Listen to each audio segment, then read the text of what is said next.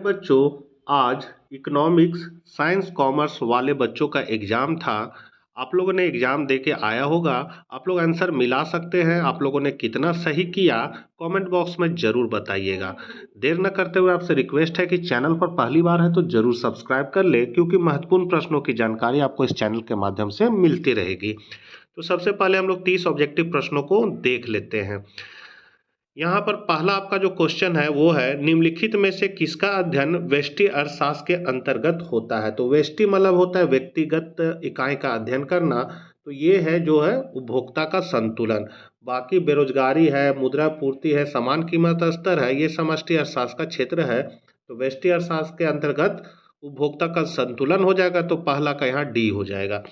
दूसरा क्वेश्चन है, वस्तु की मात्रा के सापेक्ष कुल उपयोगिता में परिवर्तन की दर को क्या कहा जाता है। तो यहाँ कुल उपयोगिता में परिवर्तन की दर अगर आ गया तो यहाँ हो जाएगा सीमांत उपयोगिता। तो यहाँ पर दूसरा का डी हो जाएगा। तीसरा क्वेश्चन है, उदासीन वक्र विश्लेषण से संबंधित निम्नलिखित कथनों में से कौन से कथन सही हैं। निम्न कूटों का प्रयोग करते हुए सही विकल्प का चयन कीजिए। तो पहला है, उपभोक्ता का अधिमान एक दृष्ट होता है, ठीक। दूसरा है, एक उदासीन वक्र मूल बिंदु की ओर अवतल होता है। तो ये गलत है, अवतल नहीं होता है, उत्तल होता है। फिर तीसरा है, उदासीन मानचित्र में मूल बिंदु से दूरी का अवस्थित उदासीन वक्र अपेक्षाकृत अधिक उपयोगिता स्तर को मापता है, ये सही है। फिर संतुलन की अवस्था में उदासीन वक्र की ढाल कीमतों के अनुपात के बराबर होती है। तो यहाँ पर पहला, दूसरा, तीसरा, चौथा में आपको कूट में देख लेना है कौन होगा। तो इसका जो सही कूट होगा वो हो जाएगा आपका 1, 3 और 4, मतलब डी ऑप्शन आपका करेक्ट है। चौथा नंबर है, एक घटिया वस्तु के लिए मांग वक्र की ढाल होती है। तो घटिया वस्तु की मांग वक्र की ढाल जो होती है वो धनात्मक होती है। पांचवा नंबर है, उपभोक्ता की आय बढ़ने से किस प्रकार की वस्तु की मांग कम हो जाती है। तो यहाँ हो जाएगा गिफिन वस्तु, मतलब घटिया वस्तु की मांग क्या हो जाती है, आय बढ़ने से कम हो जाती है। तो डी हो जाएगा। छठा है, निम्नलिखित में से प्रतियोगी वस्तुओं का एक संयोग कौन सा है। तो प्रतियोगी वस्तु मतलब होता है ये नहीं मिला तो उसकी जगह हम ये ले लेंगे। तो ऐसा जो संयोग है वो है कंबल और रजाई का। तो यहाँ डी हो जाएगा। बाकी ए, बी और सी में जो है वो पूरक वस्तु का है। तो यहाँ आपका छठा का डी हो जाएगा। सातवां है आपका, निम्नलिखित में से किस वक्र का आकार यू आकार का होता है। तो यू आकार जो होता है वो सीमांत लागत हो जाएगा, क्योंकि सीमांत लागत जो होता है वो यू आकार का होता है। औसत लागत भी यू आकार का होता है। ये है आपका सीमांत लागत जो यू आकार का रहेगा। आठवां है आपका, पैमाने के वृद्धिमान प्रतिफल के उत्पादन फलन में साधनों को 3 गुना से वृद्धि करने पर उत्पादन में किस अनुपात में वृद्धि होगी। तो चूंकि वृद्धिमान प्रतिफल है तो यहाँ पर आपका 3 गुना से अधिक वृद्धि होगी, क्योंकि साधन को आप 3 गुना बढ़ा रहे तो उससे ज़्यादा अगर वृद्धि होगा तभी वृद्धिमान प्रतिफल कहलाएगा। तो यहाँ पर बी हो जाएगा आपका, आठवां का बी। नौवां है, जब सीमांत लागत औसत लागत से अधिक होती है तब क्या होता है। तो औसत लागत जो है वो बढ़ती है। तो यहाँ सी हो जाएगा। 10वां नंबर है, किसी वस्तु की कीमत में 5% की वृद्धि करने पर उसकी पूर्ति की मात्रा 5% से बढ़ जाती है तो वस्तु की पूर्ति खाली स्थान होगी। तो वो जो होगा वो आपका इकाई लोच होगा। क्वेश्चन में थोड़ा सा ट्विस्ट है, आप ध्यान से जब इसको पढ़िएगा तो समझ में आ जाएगा, क्योंकि यहाँ 5% है तो ये इकाई लोच कहलाता है। इकाई लोच का मतलब होता है जिस अनुपात में कीमत में परिवर्तन हो मात्रा में भी उसी अनुपात में परिवर्तन होगा तो इकाई लोच होता है। और यदि यहाँ 5% रहता है, यहाँ 10 रहता है, तब लोचदार हो जाता। तो यहाँ पर आपका 10वां का बी हो जाएगा, इकाई लोचदार। अगला है क्वेश्चन 11 नंबर, यदि सरकार के द्वारा वस्तु के उत्पादन पर इकाई कर लगाती है तो उस वस्तु की पूर्ति क्या हो जाएगी। तो कर लगाने से क्या होता है, पूर्ति कम हो जाएगी। 11 का ए हो जाएगा। 12 है आपका, जब एक फर्म का पूर्ति वक्र कीमत अक्ष के समानांतर होता है तो पूर्ति कीमत के सापेक्ष होती है। क्या होती है? तो यहाँ आप देख सकते हैं इस अक्ष में हम लोग कीमत को लेते हैं और इसके समानांतर होगी, तो ऐसी स्थिति में क्या होगा? पूर्णतया बेलोजदार हो जाएगा, इसलिए डी हो जाएगा। 13 नंबर है, अन्य बातें समान रहने पर साधनों की कीमतों के बढ़ने से संतुलन कीमत पर क्या प्रभाव होगा?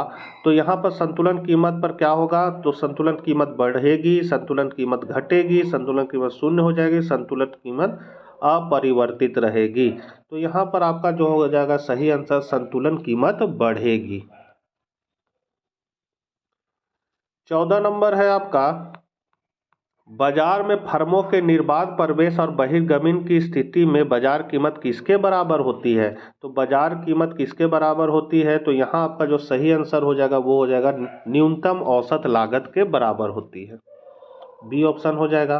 15 नंबर है, निम्नलिखित में से कौन एक समष्टिगत आर्थिक एजेंट है? तो समष्टिगत मतलब होता है व्यापक, तो व्यापक में आ जाएगा आपका बैंक, तो यहाँ 15 का डी हो जाएगा बैंक। 16 नंबर है, निम्नलिखित में से किस पुस्तक के लेखक J.M. केन्स हैं? तो ये बहुत महत्वपूर्ण क्वेश्चन था और बार बार हम कह रहे थे, the general theory of employment interest and money, तो 16 का डी हो जाएगा। 1936 में ये किताब इन्होंने लिखा था। 17 नंबर है, निम्नलिखित में से किस चर का संबंध समय के एक निश्चित बिंदु से होता है? तो निश्चित बिंदु से होता है, तो यहाँ हो जाएगा स्टॉक, तो 17 का सी हो जाएगा। 18 नंबर है, जीडीपी की गणना की किस विधि में अंतिम वस्तुओं के मौद्रिक मूल्य को शामिल किया जाता है? तो यहाँ मौद्रिक मूल्य को शामिल करना है, तो यहाँ हो जाएगा आपका उत्पाद विधि। 19 नंबर है, वस्तु विनिमय प्रणाली का एक दोष निम्न में से कौन सा है? तो मूल्य संचय का अभाव है, आवश्यकता के दोहरे संयोग का अभाव भी है, फिर है मूल्य के मापक की समस्या भी है, तो यहाँ आपका डी हो जाएगा इनमें से सभी। 20 नंबर है, व्यावसायिक बैंक का एक कार्य निम्नलिखित में कौन सा नहीं है? तो क्या नहीं है? तो ऋण देने का काम व्यावसायिक बैंक का है, बचत बैंक खाता में जमा स्वीकार करना उसका काम है, सरकार का बैंक ये काम नहीं है। सरकार का बैंक कौन है? केंद्रीय बैंक होता है, कि रिजर्व बैंक ऑफ इंडिया सरकार का बैंक होता है, तो यहाँ आपका सी हो जाएगा, ये नहीं है उसका काम।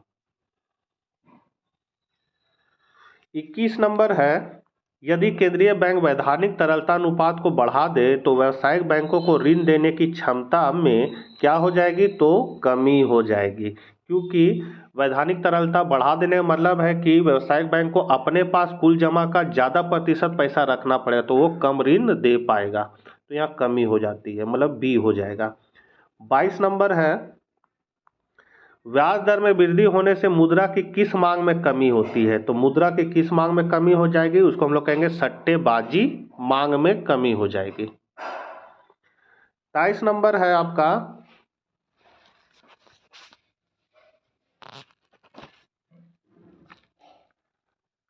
23 नंबर है, उपभोग की सीमांत प्रवृत्ति किस फलन की ढाल को मापती है? तो ये जो मापती है वो है उपभोग फलन की ढाल को मापती है, डी हो जाएगा 23 का।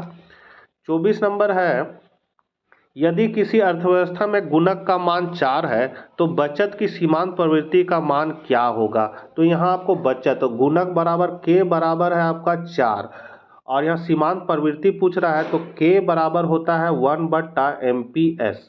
अब यहाँ पर बैठा देंगे के बराबर, के का मान कितना है? तो 4 है, तो 4 बैठा देंगे बराबर 1/MPS। अब MPS को 4 से गुना करेंगे तो आपका हो जाएगा MPS, यहाँ 4 लिखाएगा, 4 बराबर 1। अब MPS बराबर आपका क्या कहलाएगा? तो 1/4 होगा। अब 4 से इसको हम भागा दे देंगे तो कितना आ जाएगा मेरा? तो आ जाएगा आपका 0.25। तो यहाँ ये देखना है कहाँ पर है, तो ये ए ऑप्शन में है, तो आपका ए हो जाएगा 0.25। 25 नंबर है, उपभोग की सीमांत प्रवृत्ति में वृद्धि समग्र मांग को किस प्रकार प्रभावित करती है? तो समग्र मांग को किस प्रकार प्रभावित करती है? तो आपका बी हो जाएगा, समग्र मांग का वक्र की ढाल बढ़ेगी, तो यहाँ बी हो जाएगा आपका। 26 नंबर है, सरकार के राजस्व आय का एक स्रोत निम्न में से कौन सा है? तो यहाँ सरकारी निवेश से लाभांश, ये आपका हो जाएगा सही आंसर। 27 नंबर है, किस प्रकार के बजट में सरकार का व्यय उसके आगम से अधिक होता है? तो यहाँ आपका सही आंसर जो हो जाएगा वो हो जाएगा घाटे का बजट। 28 नंबर है, भारत में निम्नलिखित में से किस उत्पादन को जीएसटी से बाहर रखा गया है? तो यहाँ पेट्रोलियम उत्पाद हो जाएगा। 29 नंबर है, सरकार के द्वारा एकमुश्त कर लगाने से अर्थव्यवस्था में संतुलन आय पर क्या प्रभाव होता है? तो संतुलन आय पर प्रभाव होगा कि संतुलन आय में कमी होगी। और लास्ट ऑब्जेक्टिव क्वेश्चन है आपका, भारत में विदेशी मुद्रा के प्रवाह का एक कारण क्या है? तो विदेशी उपहार, विदेशी प्रत्यक्ष निवेश है, वस्तु और सेवाओं का निर्यात है, और इनमें से सभी। तो आपका सही आंसर हो जाएगा इनमें से सभी। तो बच्चों, आप लोगों ने कितना स्कोर किया कमेंट बॉक्स में जरूर बताइएगा। और आर्ट्स वाले बच्चे इसको बढ़िया से कर लीजिए, क्योंकि 2-3 क्वेश्चन रिपीट करता है साइंस वाला, और हिंदी में भी रिपीट किया था, तो इंग्लिश में भी रिपीट किया था, तो इसमें भी रिपीट कर सकता है। मिलते हैं नेक्स्ट वीडियो के साथ। चैनल पर पहली बार है तो सब्सक्राइब कर ले। जय हिंद, जय भारत।